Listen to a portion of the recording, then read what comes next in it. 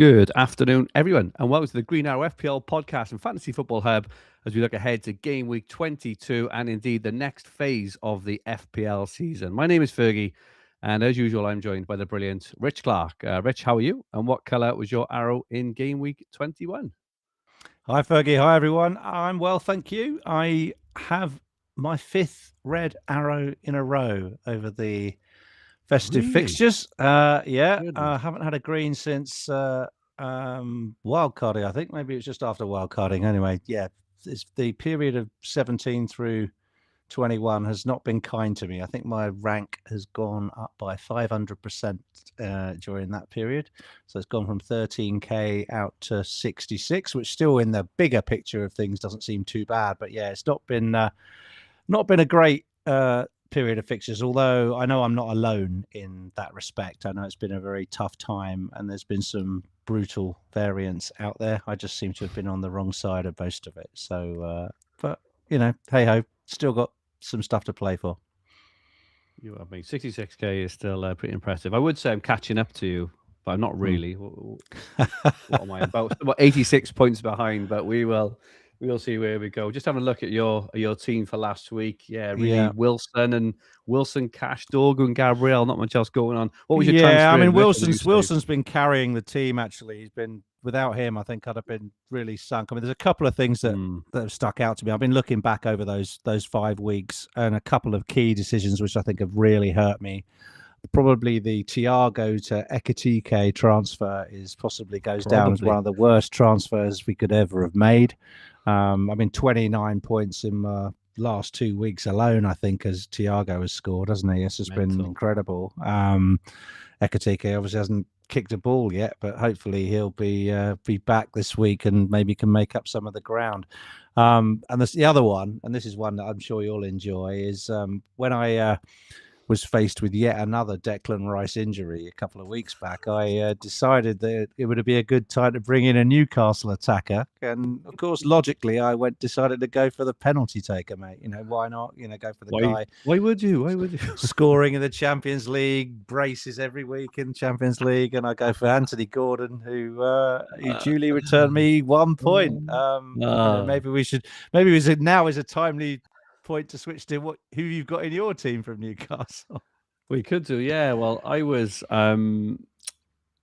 saving my transfer, so I was on two frees, and I saved, and yeah, I'd had enough of Szoboszlai, and I've had Bruno G in my other fantasy formats for like a week or two, and he has gone. It's fair to say, completely under the radar, haven't he? Like all season, it's consistently scoring points in all formats, doing well. And I brought him in, I think, with 5 minutes to go. So I've got Bruno G, which I was really happy with. Got him in and played him. Had Timber, which obviously he matched Gabriel, as to my point 2 weeks before that when Gabriel bloody scored. Dorgu, had Enzo, disappointing. 1 point, Rice disappointing. But I had Thiago. 12 points in Game Week 21. Yeah. Was it 17 in Game Week 20? And it's just amazing how these sliding door points in a whole season can just completely catapult. It's absolutely great. I've got a stat for you. Adam, right?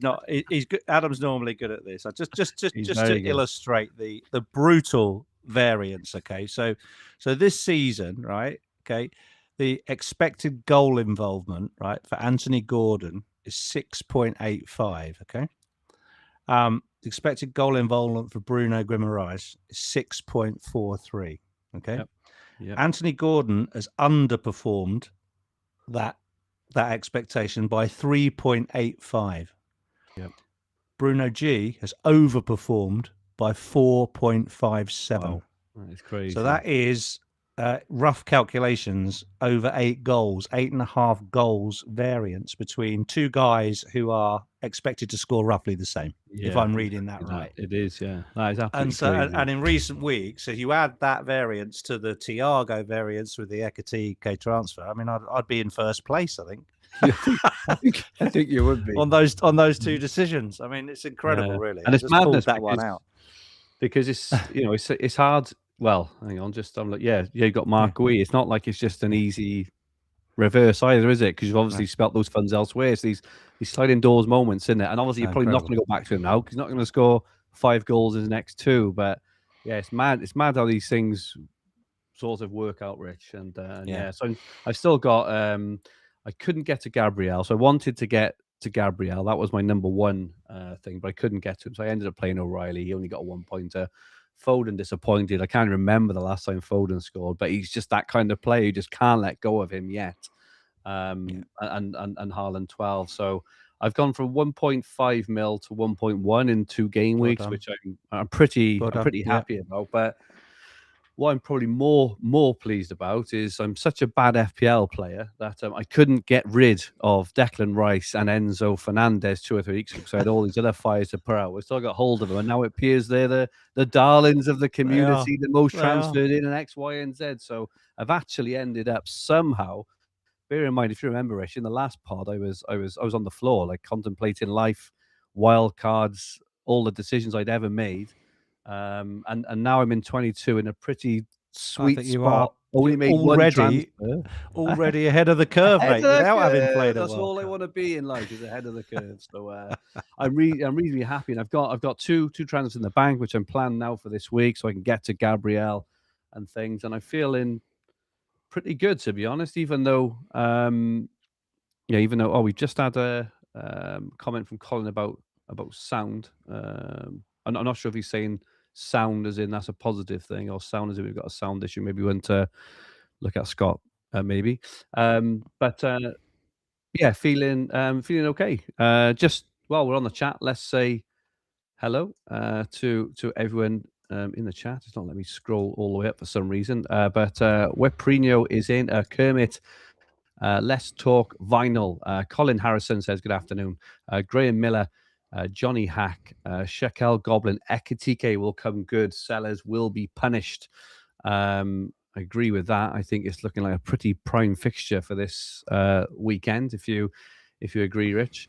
Yeah, Colin, clear FPL is in, and Johnny is in as well. So yeah, things kind of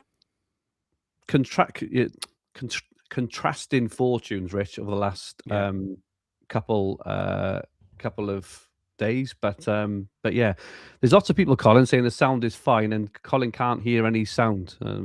Might be yourself, Colin. Jump in, turn the volume up, Col. That's the way to go. Just a quick plug for Fantasy Football Hub. Your mini leagues aren't over yet, and Fantasy Football Hub are now giving 7 days free trials. If you haven't used us for whatever reason, you can now try Fantasy Football Hub ahead of Game Week 22 and onwards for 7 days for absolutely free. Come and see what all the fuss is about. It's a great place to be. Rich, should we have a look at the lie of the land for the next 6 weeks? It's been a very interesting week or two. You know, the FA Cup, Carabao Cup, lots of games, lots of goals, lots of speculation, lots of planning required, it feels like.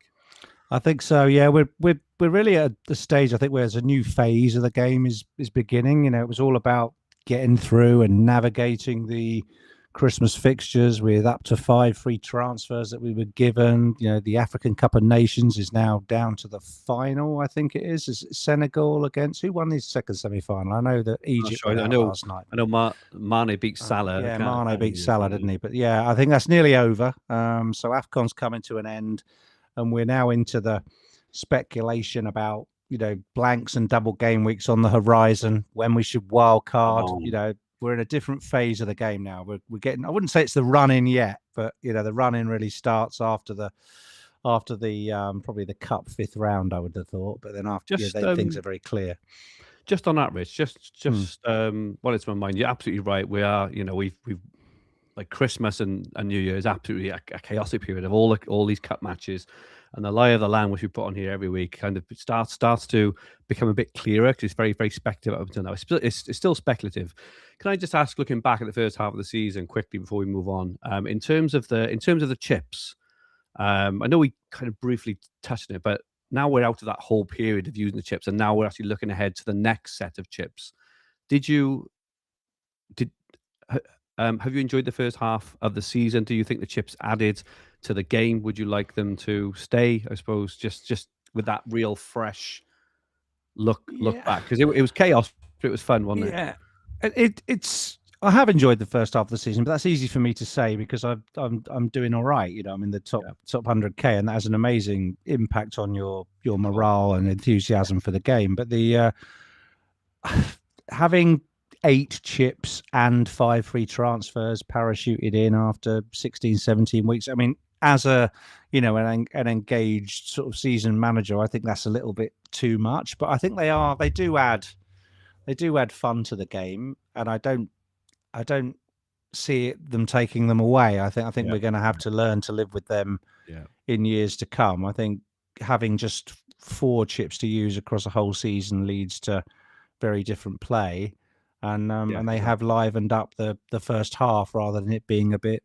ploddy. So I think we were even debating, weren't we, at Christmas? We needed those 5 transfers because of the fixture chaos and the amount of football that these players are being asked to play, the amount of lies and jeopardy that the managers now introduce in press conferences. We need those transfers to just navigate through these periods. And even then, there's no guarantees you're going to have enough.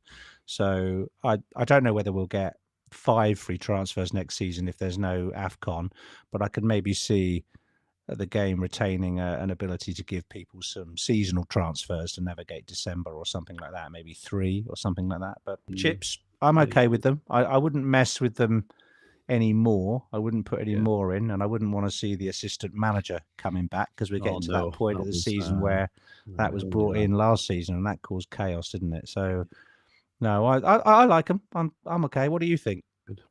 Yeah, I agree.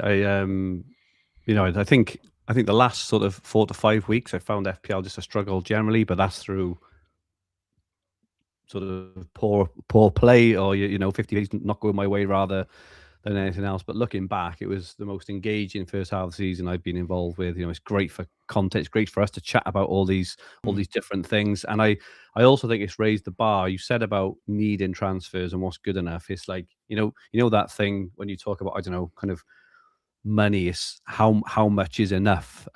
We've barely scraped by over the years, like hygiene transfers over Christmas, just having the one transfer and having to really like scrape the bottom of the butter dish to try and get just enough to get a really thin layer on your bread. And I think that sort of now or to baste your turkey or put butter on your, a very thin layer, and that's not really much fun, I don't think, for engaged managers. For casual managers. And maybe they've now felt, we've all felt that the level or the standard of team that we can now create for ourselves, we can have a good looking team all over that period. And I feel that has probably kept a lot of the casual players who've normally dropped off by now sort of a bit more interested. They can actually make forward facing transfers, exciting ones, like players who think they're going to score points rather than just a tactical one to just free up money. I'll just do my Thiago to Mark or something, my Thiago to Mark Gui transfer this week, which a casual player would never do because it's just not a forward facing exciting move. So I agree. Ross Johnson, more Fergie analogies, please. Yeah, that's right. These bollocks. Basting a turkey with the bottom of an I can't believe it's not butter carton. Exactly that. Those long winter nights, Fergie. Right. I'll try and shut one in. But anyway, forward facing. Here we go. Next phase of the season. Rich, what are your thoughts? We'll touch on the look at the top of that ticker on the first thing. We've got a 6-week view, and we've also got a 9-week view for people that really want to plan up to game week 30 if they're dead ending. So I mean, basically, Chelsea, it's all about Chelsea this week. A lot going on at Chelsea. New manager, doubts over Cole Palmer's fitness, looking at formations, dodgy keeper, defense almost bottom of the league for expected goals conceded. Yet we're all going to pile into them from game week 22, it seems, or even game week 24. But you have to look at those fixtures. Game week 24, West Ham at home, Wolves away, Leeds at home, Burnley at home. That is probably the finest sequence of fixtures in the whole season. Great. And therefore that is going to grab the attention. And the content has already been out, which 3 Chelsea are you getting? Now, I'm not sure I'm going to have 3 Chelsea. I'm really not sure they're they're worthwhile. And I don't really count Mark Gu as a Chelsea asset. In fact, he's a headache, given the fact he's not likely to start Premier League games. So, yeah, Chelsea are top, clearly top, but it's a question of which Chelsea asset and when. Do you want to bring in? Crystal Palace come in second over the next 6. They are a team that we've pretty much sold out of, during AFCON and due to a drop off in form and injury to Munoz. Didn't they? Incredible. Yeah, they've run out of steam. They've still got the fixture congestion to come. They've got possible playoffs. They have gone out of the cup. They went out of the cup last week to Macclesfield. In probably the largest giant kill for several years. So, but they will come again, and I think the likes of Daniel Munoz will be on people's watch lists again in coming weeks. And then you've got Sunderland, great for enablers if you're looking to maybe come off a doubtful defender or a suspended defender this week, which many are. I like Sunderland for being able to move money around, but their fixtures are also picking up again. They really have got in waves of Sunderland fixtures, haven't they? Great at the start, really bad in the middle, and now they come again for the second period. So I like Sunderland. I'll skip over West Ham and Spurs if you don't mind, and then Liverpool have got a great fixture this weekend against Burnley. Then a couple of toughies, but then it gets good again. So Ekitike, if he is fit, isn't necessarily a sell anymore for people that own him. I've been looking at their longer term fixtures. We are doing a 9-week view next, and they hop up a bit on the 9-week view. But obviously, you have the kind of danger of Isak and Salah will be back, and and how will they revert and things. But he's certainly. I don't think he's much as a sell after this week as much as we kind of initially thought, because their fixtures do go on and on. It's quite interesting. Yeah, that's right. Yeah, so that's good, because anyone that you can hold in your team now is almost like getting an extra transfer. We've all got so many headaches that someone you can just leave there and not make a luxury transfer or move. Then that's a benefit. But it's coming slightly further down. I'm quite interested in Villa. Their form has continued apart from that Arsenal defeat the other week, which can happen to anybody. They're still continuing to win, and they now have a really nice period of home games. Good team at home, Villa, and then 4 of the next 6. If I just read out the home games: Everton, Brentford, Brighton, Leeds, all at home in the next 6. Nice. So it's not surprising to see Villa assets on people's watch lists this week, and I'm sure we'll talk more about them. So if Ekitike does still look like a fitness doubt, you can still do Ekitike to Watkins. Marlon has just left the club this week. I think Villa might recruit in January. There's talk of Tammy Abraham coming in, but I think that will definitely be sort of second string to Watkins. So Watkins on agendas. And then City sitting in the middle.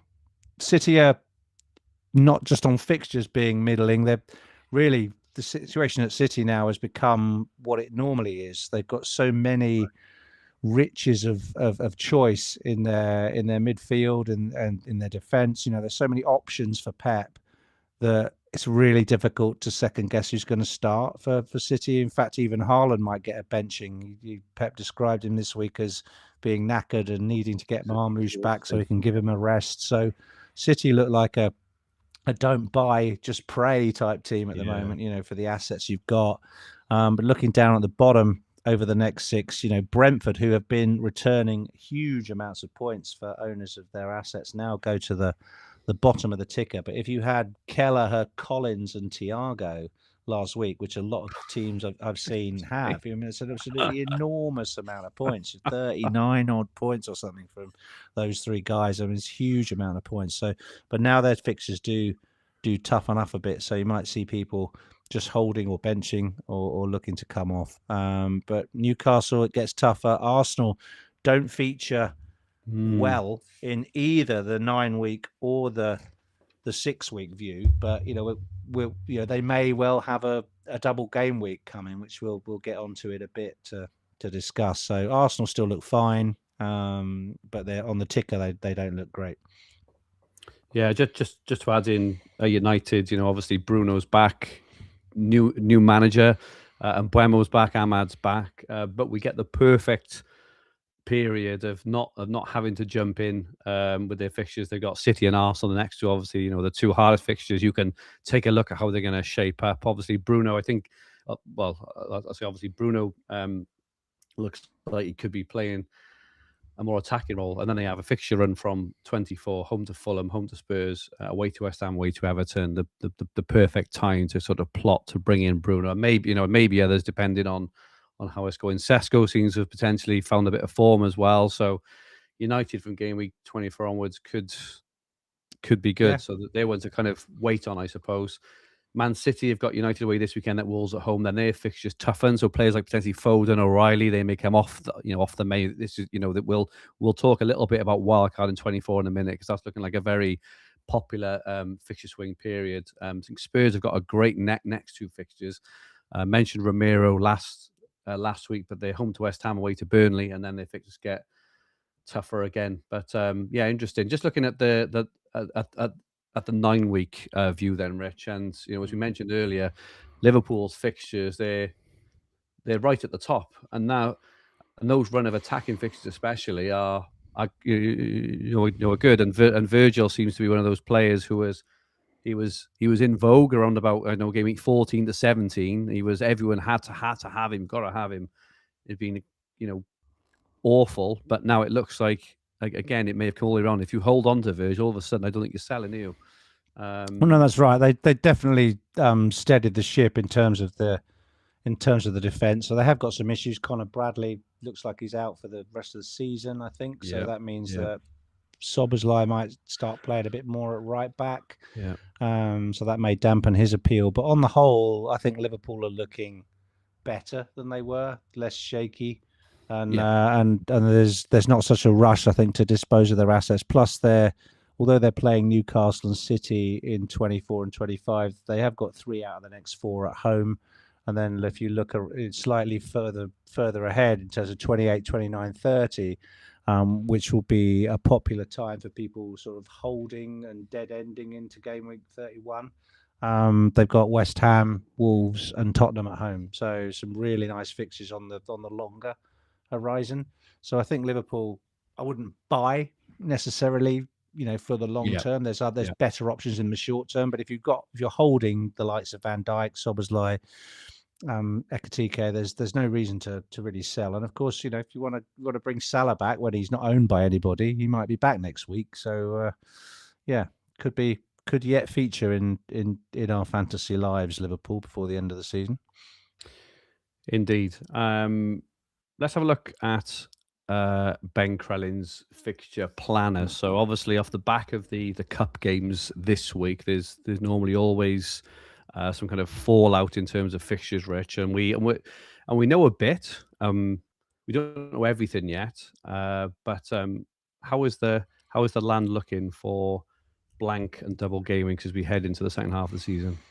Well, okay. I'll try and summarize the likelihood of something happening. Forgive me if you've already heard this week, but after this EFL Cup first legs of the semi-finals, it looks like Arsenal have about a 70% chance of going through to the final.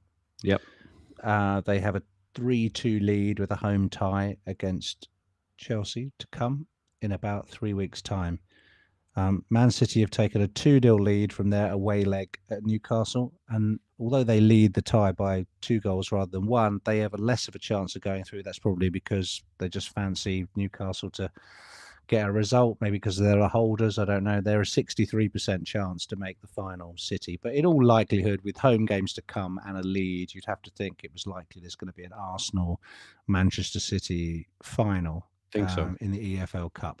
That will take place in game week 31, which is right at the end of this graphic, meaning that Arsenal and City and the 2 teams that they play, which is Wolves, I think, and who are City playing? Crystal Palace, would blank in that week. Okay, that means that those fixtures have got to be rearranged.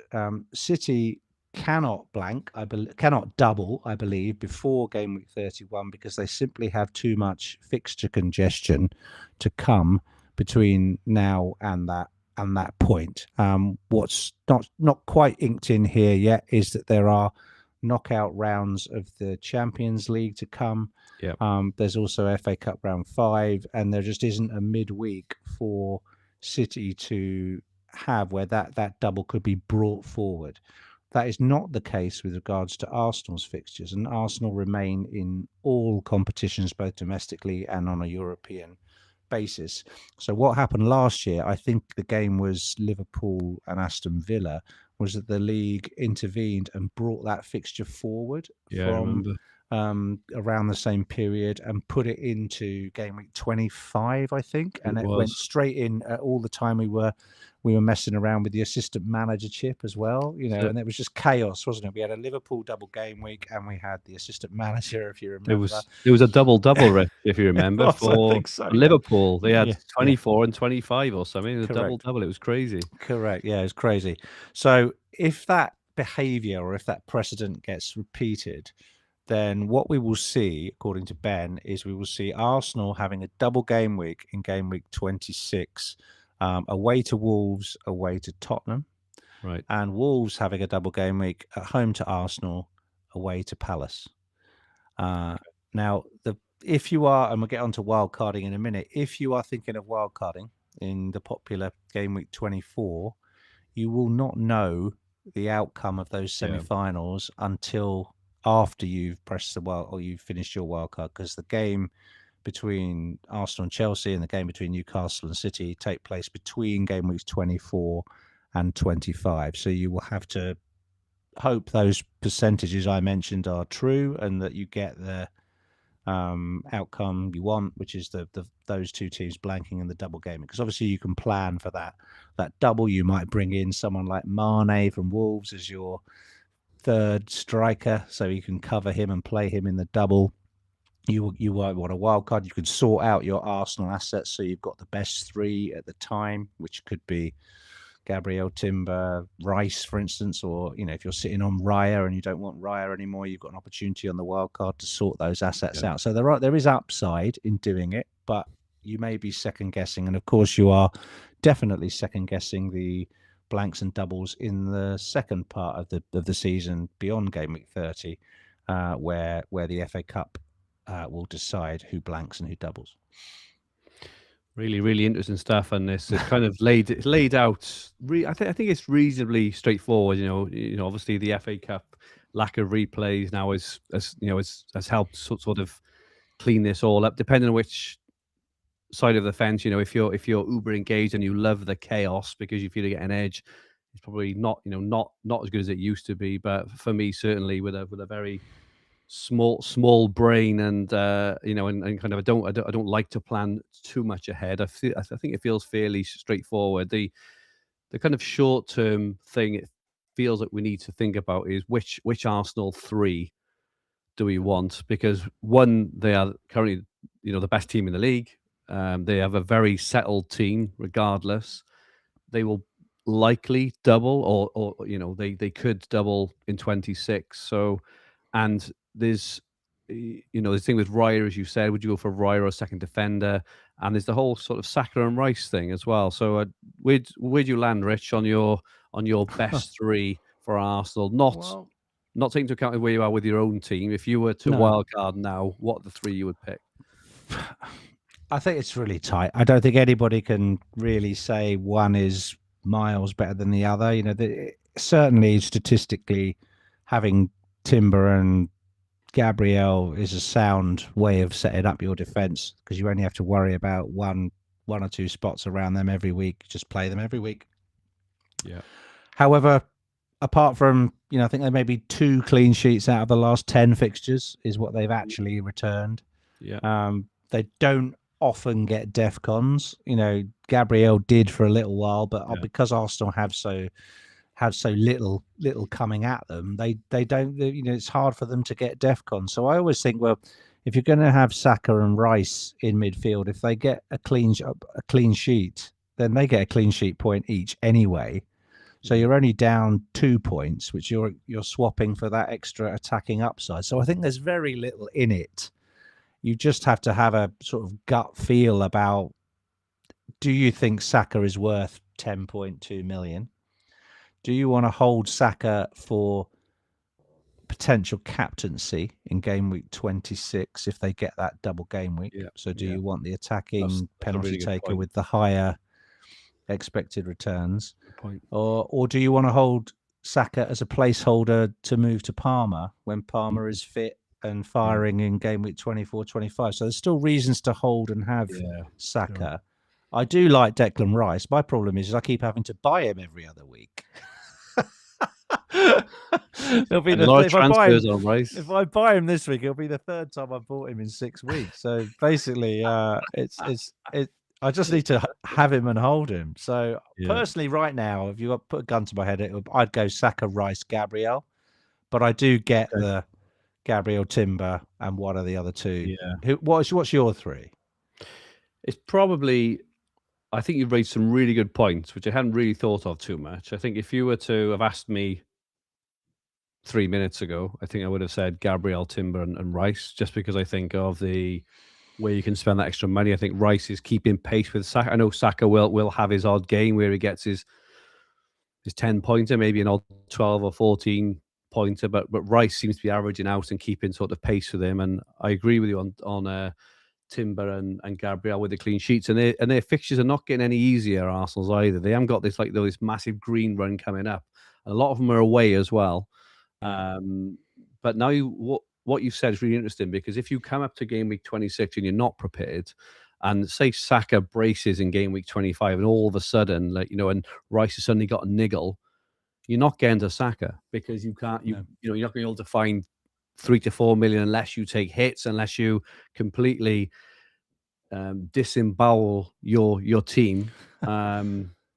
So it's an interesting point there, and I think based off the back of that, now I would probably say objectively, Saka, Rice, and Gabriel. I think I do think Timber is good. He shows a lot of technical intent. He scored some points in Europe as well, from an attacking view. So he gets returns.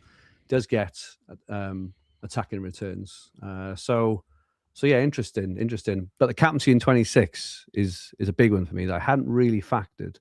So, I mean, I think looking at just to the left of that double game week, the fixture congestion for Arsenal is not so bad, because they can rotate in those kind of dead rubber Champions League games. I think they're top of the Champions League, aren't they? They're going to get a top 8 spot, which means they're not going to have games in the round of 32 to play, or round of 16 to play.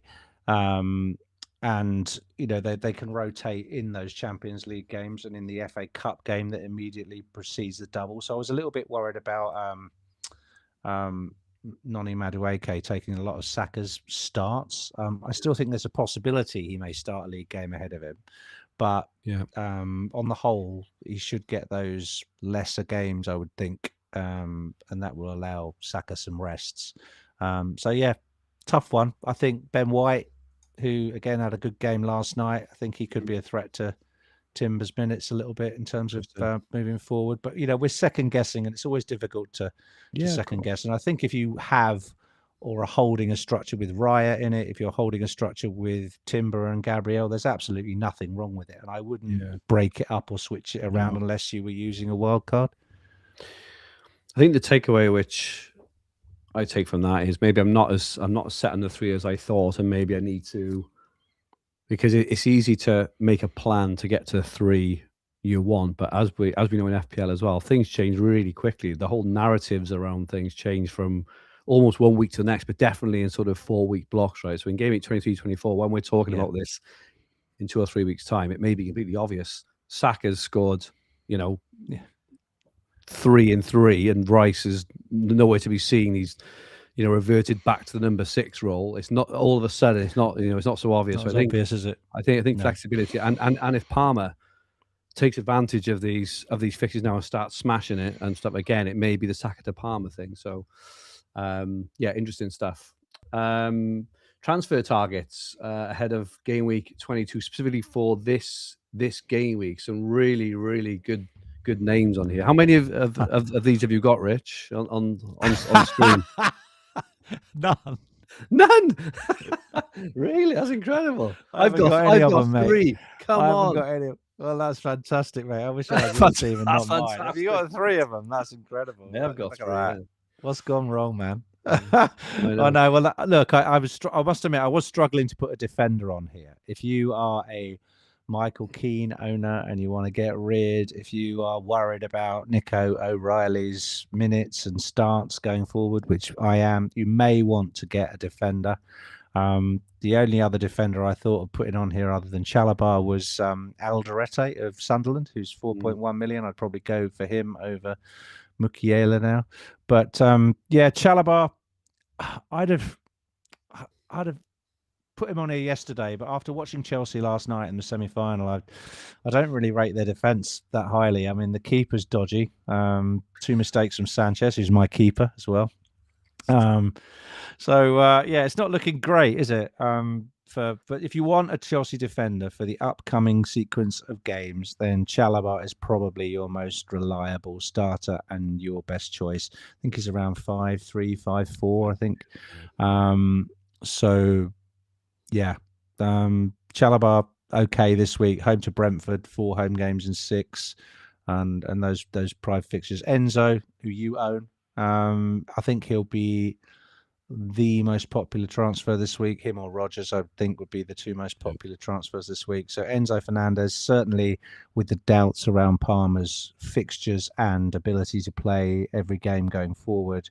There's been quite a bit of content this week about Chelsea trying to get into the top 8 of the Champions League. I think they go away to Napoli 3 days before they before they play West Ham in the Premier League. Yeah. And if Palmer is played in that Napoli game, there's a very high chance that he won't play against West Ham on that Sunday so shortly afterwards. So if people are wildcarding that week, they could be wildcarding to 3 Chelsea assets who may get rotated. So I do think there is quite a high chance of rotation. Enzo is probably the safest pick, which is why he's on the chart and Palmer isn't. So those are just my thoughts on Chelsea.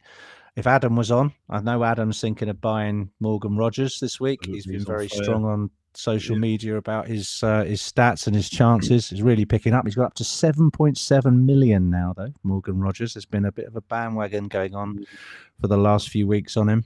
But his form has been outstanding, and ahead of all those home games for Villa, I think he's an excellent pick.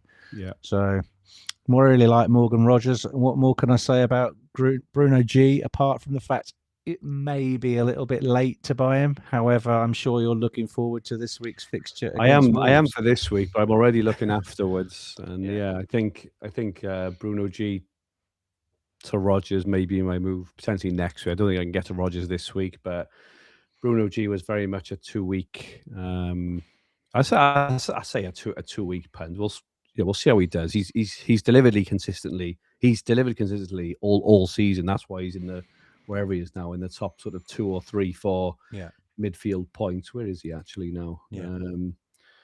He's third, 117 points behind Rice and Semenyo. Yeah, there you go. Right up there. I mean, people keep saying he's a homer. I mean, look, I've already had my moan about him. He scored from a corner. He scored a penalty when Voltemada and Gordon were both off the field. So he has had a bit of good fortune. Yeah, of course. But nevertheless, he's a 90-minute man. Exactly. He's always there. And if you know he's a 90-minute man, then you can't moan about picking a guy that gets subbed off every week, because that was the exact argument. Remember right at the start of the season when we were talking about game 3 or 4. Oh, Salah owners are so lucky. Scored in 95th. Bruno scored in 95th minute. What we all know, they are 90-minute men, and the game gets stretched. And both ways. They get these goals, and that's where they are. So absolutely, happy to hold this week. We'll see how it goes. Ahead of next week, and we'll see what the needs are. But Bruno G to Rodgers for me is, well, I say that I'll have to see if I can afford him, but looks a good transfer. I completely agree on Rodgers. I think he's a superstar, and I think he's found a role at Villa now where he's just absolutely thriving and flying. Apparently there was quite a little bit of a chat with Adam this week about the fact that the models don't like him, do they? I don't know if you saw, but there was a comparison of the Elite 64 transfers or player base against the Analytics Elite 64 group of managers, and none of the Analytics Elite 64 own Rodgers, and none of them own Harry Wilson. None of them. So there are certain players that the algorithms don't like and the models don't like, and Rodgers is not like that. So if you want to take on the analytics crew, he's a good transfer to make. Let's have a look. Just example is, his XG in the last few weeks, 0.61, 0.78, massive games there. Then he's got 0.01, 0.2 0.02, 0.07, and he had 0.3 in his last game. So very, very sort of inconsistent and up and down. And his XG is better.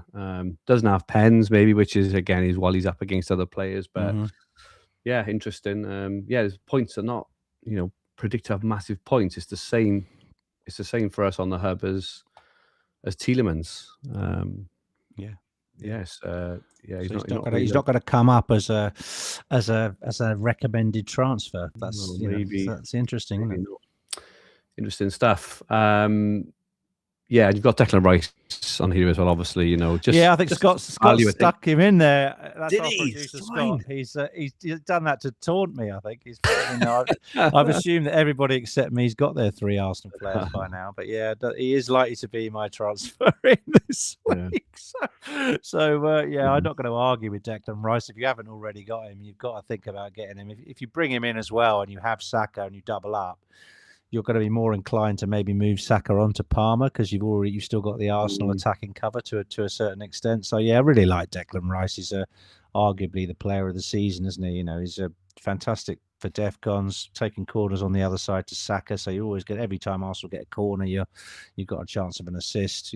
Loads of routes to points. Brace the other week, looking good, isn't it? Really. Just interesting observations by Offside Footy F1 in the chat. He says Neto and Cucurella looks like they've got license to push forward quite a lot. So that could be good for them from an attacking perspective. But he also said Arsenal carved them open on the wings many times. So it looks like Chelsea clean sheet are going to be a tough catch, but maybe the potential for attacking returns. So interesting that we'll get to see again over these next couple of games the Chelsea clean sheet potential, how they're playing. But maybe the Sanchez, Saliba, the Cucurella bandwagons may not take off in 24 after all if they're scoring goals, but they're conceding. So interesting. Looking at predicted points for the next 4 game weeks, Haaland top, no surprise there with 33. Then Saka is just behind on 24. Gabriel and Rice are all on 24. So that's there's the 3 we mentioned. That's the preferred 3 from Hub AI. Don't forget, you can get all these predicted points, recommended transfers for your team, everything. Just click the top link below, sign up to Fantasy Football Hub for 7-day free trial. Bruno Fernandes is right back in the mix. 5th, 24 points. Obviously, the next 2 are quite tough, but he's still on penalties. He's still a 90-minute man, etc. So he's going to be. I can see him being incredibly popular at come game week 24, especially if he does anything. I think it's we've got the luxury of having a look at how Carrick sets the team up. But all talk is of him likely to be playing in a 10, which is going to increase his attacking potential, probably going to decrease his DEFCON opportunity. But so many routes to points for Bruno, could arguably be easily be the player of the second half of the season, high scoring player. So. And he's got some fabulous players around him, playing that 10. He's going to have Cunha and Buemo, and Sesko finds a bit of form as well, and and Ahmad. So yeah, I think I kind of agree. I think Bruno, looking from game week 24 onwards, if it was game week 1, it would be just probably one of the most nailed players going forward. So that's who I'm trying to make room for in my team is that. Ekitike is next, 23 points. Foden 22, still is quite high given what's happening. But you can't if you're looking for someone to move to Bruno, there's your man, really. But they got Wolves, home to Wolves next week. Yeah, I think, but it works perfectly, doesn't it? Keep Foden for Wolves and sell him for Bruno after. Oh, sell him for Bruno. Sorry, yeah. I actually think City now have become that normal sort of guesswork every week. They've got everybody back. They've got almost a great player covering every position, 3 or 4 options on the wings.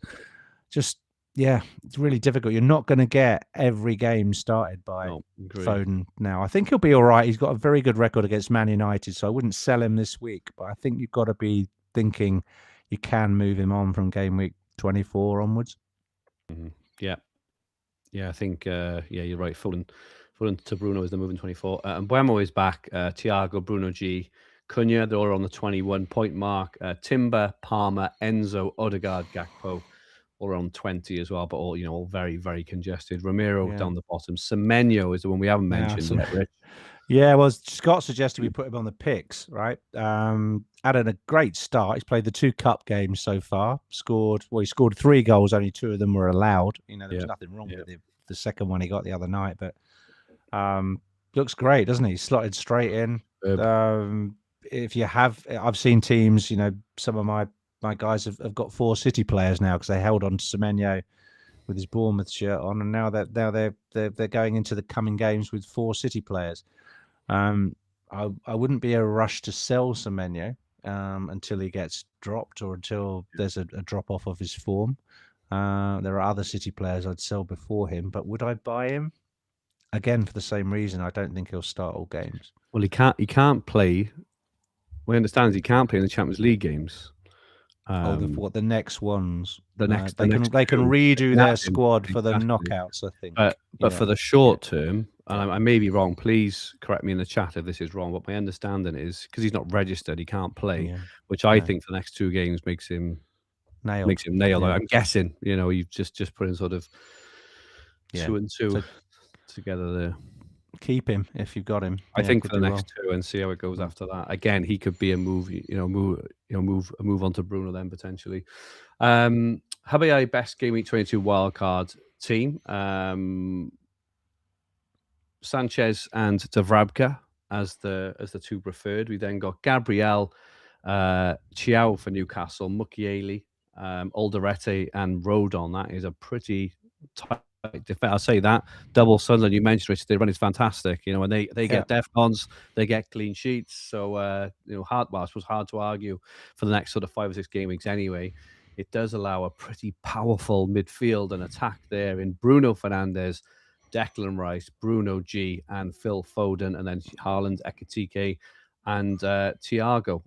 Lewis Miley comes in as the very, very cheap but start at the moment 5th midfielder for Newcastle. I like it. Do you know anyone, Rich, who's wildcarding this week? I think Adam from Above Average is wildcarding. He's the only content creator I know who's wildcarding. He pressed the button, I think, before the cup games at the weekend had finished. But it's a bit early this week, isn't it? Given that we don't know, we don't know so much. We'll find out a lot of information before game week 24 starts. But if I was wildcarding, you don't know, do you? If your team's decimated, if you've got loads of injuries, you've got no transfers in the bank, you really hate your team and you hate your rank, there's nothing wrong with particularly going now and just trying to save your season, but you do need to make sure you don't take short-term punts with the wildcard. So I wouldn't wildcard with this team for that reason. I would perhaps consider not having Ekitike because it's very, very short term, isn't it? Because you've got all that money there for Burnley at home, but then you've got to sell him to release money back to the midfield. You haven't even got Ekitike in a 3-5-2 or a 4-4-2. You've got Thiago there, so you haven't got one of the cheapy 4.5 guys like Mane or Barnes or do you see what I mean? Or Kruger. Yeah, of course. You've got far too much money stacked in the forwards who are underperforming. I think so. And if I was wildcarding this week, I would have a greater amount of money in the defence and midfield than I would in this.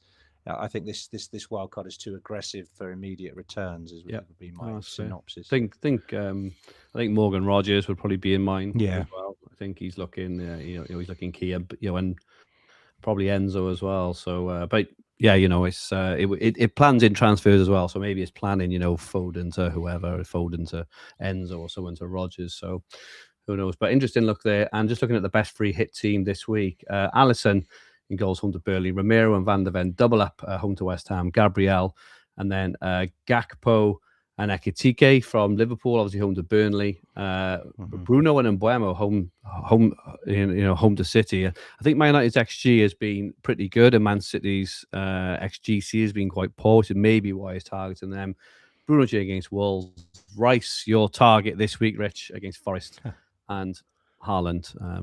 Just that's the 11. I mean, free hit would be an interesting week to free hit, wouldn't it? Given the fixture navigation we've got ahead of us and the blanks and doubles, I think you'd want to hang on to that free hit to help you navigate there. But yes, I quite like it as a free hit. I'm surprised it has 2 United assets given their up and down form and their game against City. I'd probably target. I'd probably have 3 Liverpool against Burnley. I'd rather Liverpool. Oh, you have got 3 Liverpool in there. That's fine. I would say I do fancy United to do quite well this weekend. I think if United had a easier fixture next week, I think I may be a bit more tempted to go for Bruno a little bit earlier because away to Arsenal is going to be that's the difficult game in it. But home to City, I'm not sure. I think that they're all back. Couldn't it? Could be anything. They're all back. New formation. New manager bounce, wherever your thoughts are on that. City struggling a little bit. It's been fit, fair to say. So I can see that being 1-1, 2-1, anything exactly really. That. I go for a 2-2.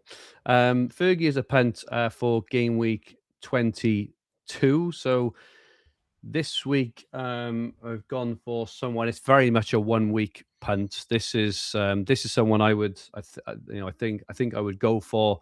If I was free hitting this week, scored on the weekend. He hasn't scored in the league yet, but scored on the weekend, home to Burnley. Do you know, he's actually been mentioned in someone's called it in the chat. I can't believe it that someone has called it in the chat. I saw it up early. Props to see if I can find it now, but props to someone who called it. Ross Johnson. He said, calling it now, Fergie's punt. He's absolutely right.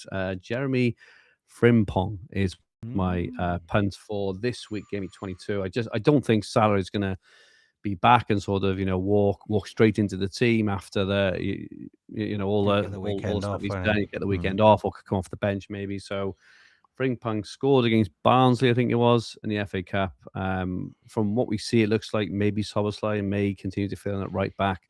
Frimpong. I'm sure that when Salah's back, Frimpong will probably go back to right back. Salah will play, but I think this game to Burnley is, it's really nice for Ekitike. I think it's really nice for Frimpong. And I just think as a 1 week punt, if you are wildcard potentially next week, I think he's a good shout. I think you could get a 15 pointer of Frimpong this week, 12 or 15 pointers. So he is my nice mate for this week. Rich against the machine.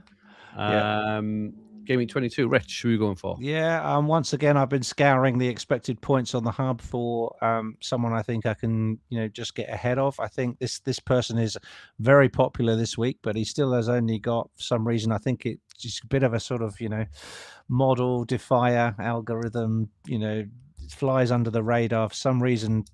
They're just his expected stats just aren't quite matching his performances on the pitch. So I've gone for Morgan Rogers this week. He's expected to score just 4.7 points. He's at home to Everton. Clearly carrying a lot of form into that game. Everton have been getting some thumpings of late. Most recently conceded 4 at home. So I think Villa will win this game quite easily, and I think Rogers will be part of the plan. And he's only really got to get an assist to beat that 4.7. So maybe Rogers is not so much on the analytics radar because every one of his goals is an absolute thunderbolt banger from outside the 25 yards. Maybe that's the reason why his XG is not. Absolutely, not but I thought that was a bit of a cheeky one to get away with, having such a premium player to nominate. But it's a different viewpoint than you're taking. Yours is more punty, mine's more calculated. So absolutely, as our FPL careers have been, Rich. So why change? It's too late to change now. Captain this week, maybe a bit more interesting than normal. Obviously, with that plum Liverpool home fixture against Burnley. What are your thoughts on captaincy this week, Rich? Look, we've been saying week after week, haven't we? Haaland, but he's been disappointing of late. He's had 1 goal out of 3 blanks in 4 or something like that. A couple of big scores around Christmas, but on the whole, hasn't been banging them in. I mean, obviously, United fixture, we've just been discussing it possibly being a draw or a difficult game for City. Ekitike, home to Burnley. I like it. Came on, got 30 minutes against Barnsley, assisted Verts for a nice goal, got a tap in at the end. That's exactly the amount of time you want him to play that game, just enough to get him back.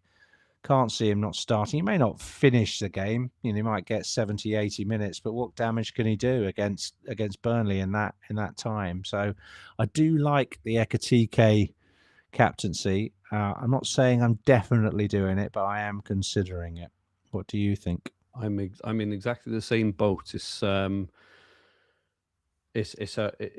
real tough one because of that injury. Just looking, Liverpool obviously play midweek as well in the Champions League, as do City. It's just United's defence. Well, again, we haven't seen much of United's defence under Carrick, but they have been shambolic, haven't they? And if Haaland, they've got all their players back. Marmoush back. Semenyo just got all these wonderful players, all this fantastic interchange around the box, just giving the ball to Haaland. You can just see Haaland scoring a couple of goals, can't you? We mentioned earlier, it could be like a 2-2. It's probably going to be a Haaland brace, right? Haaland penalty and then a Haaland thunderbolt into the top corner, and then you just think, and then Ekitike maybe gets his assist and then gets taken off after 67 minutes. You think, why did I do that? So I think it's one of those. It is one of those ones where you if you get it wrong, the downside is potentially much worse for you than the upside swing. It's probably one for someone who's really ready to throw a few Hail Marys and wants. I think that's it. I think that's a really good point, and we talk about this a fair bit. But the psychological aspect of the game is, because I feel I've got a strong team this week, I think I'm far more likely this week now just to go with Haaland. Whereas if I was chasing, I didn't have the players I wanted, I might try and make the points up. Yeah. I may have done that a lot today. I don't know why. By potentially going for a differential captain. So it is interesting how it plays into your, into your game. Yeah. Haaland's safe, Ekitike if you wanna risk it. That is about right. And just having a quick look at the market odds for game week 22 in terms of goals, Liverpool are top by a mile, 2.62 just to back the point for Ekitike. 2.62 goals. Newcastle second. Bruno G coming to the fore. 2.06 away to Wolves, and then Chelsea at home to Brentford. 2.05. Just looking at Man City, they've got 2.03. So not too far behind. But Liverpool, they're a good over half a goal more than Man City, and clean sheets. Liverpool to have a clean sheet, 48% chance. Arsenal second with 42%, and Villa who play Everton, who are struggling to score, 37%. So the odds say Ekitike if you fancy his minutes, which is interesting there. Rich, we've got your team now on screen, looking good. Midfield potentially a bit barren of those players we mentioned earlier. But what are your thoughts this week? Well, I probably wouldn't set it up like that. I probably will play Harry Wilson away at Leeds. I'm quite surprised how low his expected points are. But he's definitely going to play Wilson. The one I'm unsure about, just to read it out for those listening, I've got Sanchez in goal, Gabriel, Matty Cash, who's now becoming useful to me, O'Reilly and Anderson. I think I might drop O'Reilly to the bench this week. I tried to second guess his start in game week 20 and got it wrong. And he was benched and then cameoed. It didn't hurt me too much because Man City conceded anyway. But I got that wrong. Then this week, I think in the Carabao Cup, he was played in a midfield 6. And Ake was back in the side. There's this guy, Mark Alain, who's come in and played 3 successive games as a centre-back. So Pep obviously thinks he's okay. There's now jeopardy over everybody's start at Man City.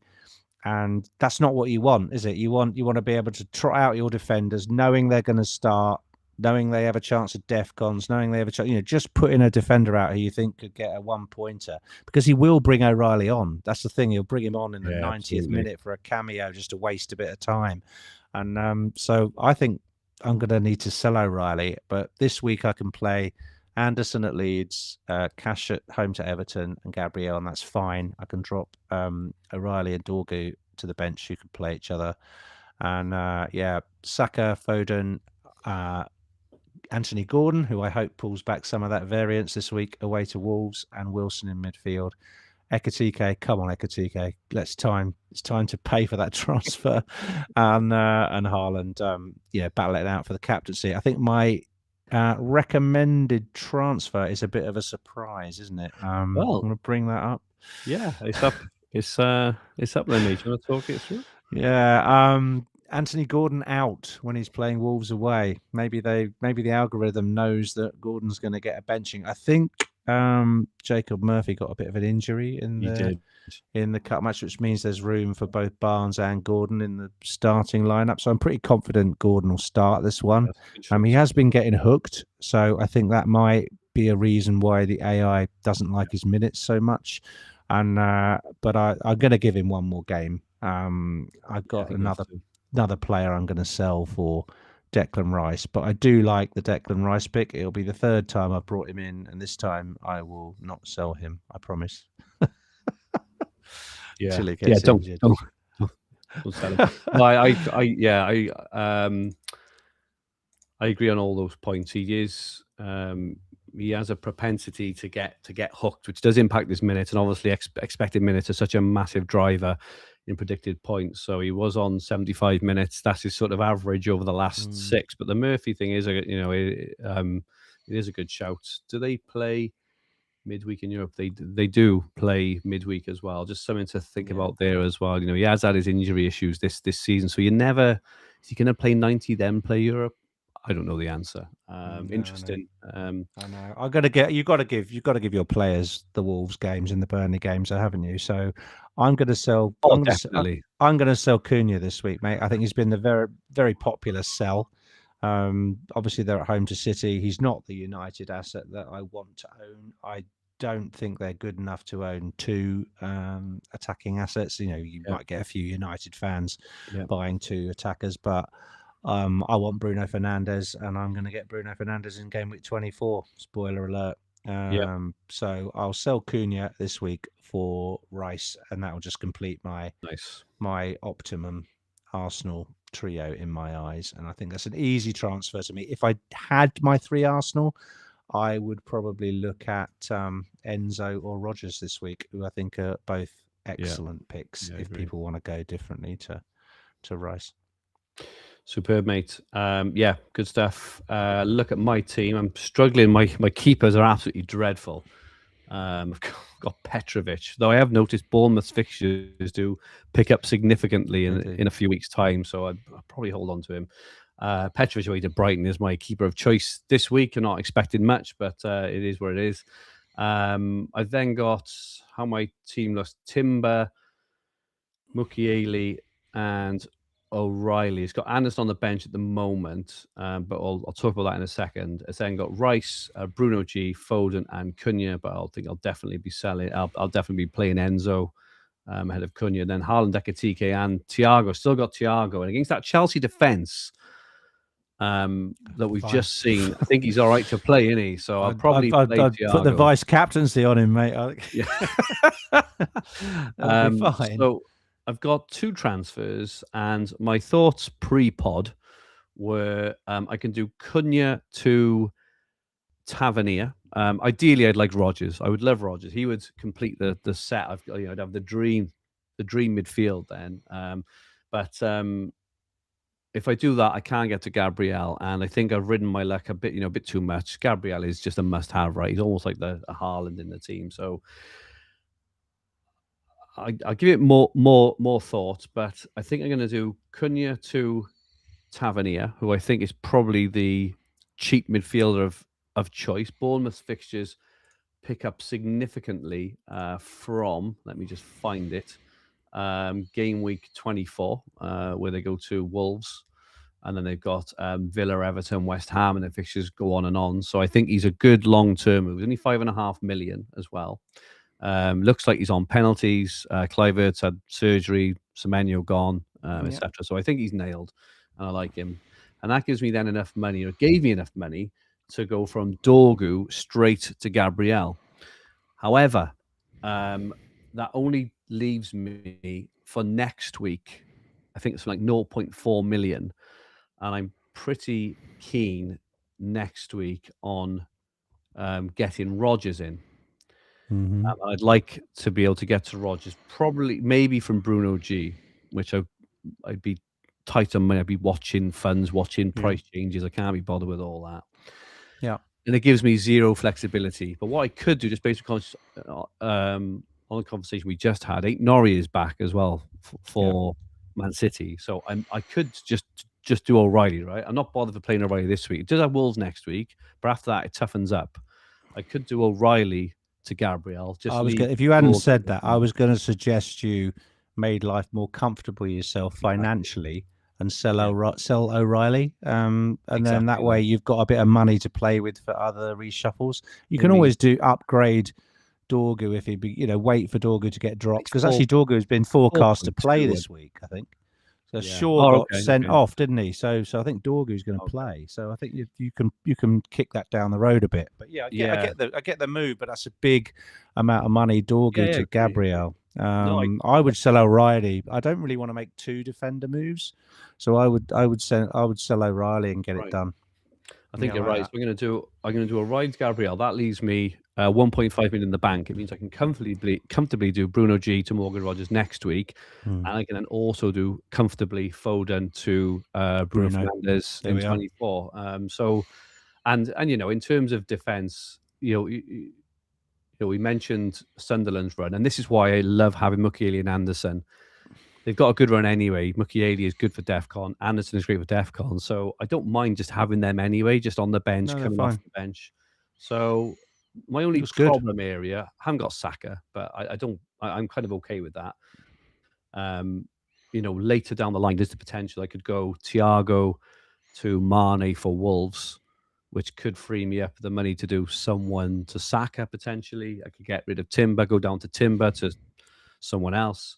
The only problem here is my keeper. I've got Petrovic and Frapka. I'll just have to sort of, get through the next 2 weeks. But I would say I'm reasonably happy for a change, which is good, and I'm in a much better place mentally with FPL. I'm just gonna try and I think what I do sometimes is I just try and push it and make those massive gains, and it just backfires, because in this FPL game it just backfires, doesn't it? It's interesting because when I play the other fantasy games, you can see these opportunities and go for them, and the upside is there, but you're not punished massively. Whereas when you make a mistake in FPL, goodness me, it just selling Thiago. selling Declan Rice twice. Those kind of mistakes. Yeah, Thiago and Declan Rice. Exactly. It just punishes you. It batters you, don't it? It makes you feel feel bad. My recommended transfers, interestingly, it suggested Cunha to Lewis Miley. It wanted me to go all the way down, and then Dorgu to Gabriel. But the kind of thing is sell Cunha, get Gabriel, but I'll do it. I think I'll do it a different way. So again, I'm happy-ish, I think, as we go into. It's good, mate. I think you're going to climb. I think if that sensible approach is right, I thought you might have been tempted to join the band of Game Week 24 wildcarders. There's that talk will gather momentum, particularly if we have another couple of dodgy game weeks and most people score poorly. I think you'll see a lot of people losing patience and wildcarding in 24. But I think it can be navigated quite well. Easy for me to say from the rank I'm at, but it all depends how comfortable you are moving gradually up from a millionth, because I think you can still get a good finish to the season from there, but you just got to be a bit patient, through to game week 30 and the chip season starting. But I think that team can get there because you've got Rice, you've got Enzo, you've got 2 transfers already. You have the moves to be able to get the key players. So I would keep playing as you are. Yeah, no, I'm happy with it. And I've gone from wildcard in 20 to wildcard in 24, but at the moment, as it stands, and things can change, right? But like I say, I've played so badly, made the wrong moves that actually my bad players have come back on trend now, and I'm actually in a good. It's like flared trousers, isn't it? Really, exactly that. Just the captaincy poll. Thanks for everyone who voted in the chat. Haaland came up 67%, Ekitike 29%, other was 4%. So yeah, it'll be interesting to see how that goes this weekend. But that is it from us for this week. Thank you so much to everyone who joined in the chat. Those going to watch it back and those listening to the podcast versions, your support is very much appreciated. Rich, where can people get hold of you? At Rich Clarke FPL on X. Good stuff, and thank you so much as usual, Rich. Absolutely fantastic stuff. Got me right back up to speed on FPL this week, which is good. So really appreciate that. Thank you to Scott behind the scenes pulling the strings. And yeah, Scott, who is now top of the Hub League, incredible. by the way. So shout out to our producer Scott, who is now having a storming season, but he's about to go on holiday. So I'm what are we going to do without him? You're going to be back in the chair, yeah. are you, next week? Driving things, it's not going to be much fun. I think I've got 3 pods of me trying to run the tech from my 2019 tech. Like Scott has come in and kind of revitalized everything. Now I've got to go back and I'll be turning the handle as we're streaming. But hopefully we'll get through it. We may have a bit of lag on your voice as usual, Rich, but there's not too much I can do about that. But anyway, this podcast video will be in the Fantasy Football Hub YouTube channel with the podcast versions available on all major podcast platforms. If you like what you watched, please press the like button. Remember to subscribe to the channel. And if you enjoyed your listen, please rate the podcast, leave us 5 stars and a comment. It would be much appreciated. We will be back next week looking ahead to Game Week 23. In the meantime, we hope you have a superb Game Week 22 and may all your arrows be green. Good night all.